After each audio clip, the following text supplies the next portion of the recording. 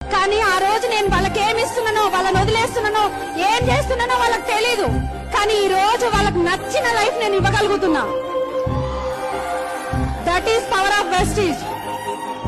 Vestige ని నమ్మండి, సాకులు చెప్పకండి, ప్రాబ్లమ్స్ చెప్పకండి. అప్లైన్ చెప్తున్నారు అనంటే ఫాలో అవ్వండి. నాకు ఎన్నో రకాల స్ట్రగుల్స్. మా అమ్మ కూడా వద్దు బిజినెస్, మా అమ్మని కూడా చాలా మంది అన్నారు అనమాట.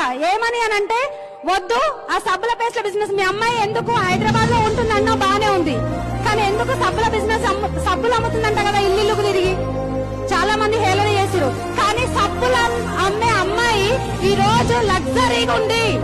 ఇప్పుడు అంటున్న అదే పర్సన్స్ ఏంటి అనంటే మీ అమ్మాయికి నెలకు 5 లక్షలు వస్తున్నాయంట కదా, మీ అమ్మాయి కార్లో తిరుగుతుంది కదా, ఏ ఛానల్ యూట్యూబ్ ఓపెన్ చేసినా మీ అమ్మాయి కనిపిస్తుంది కదా.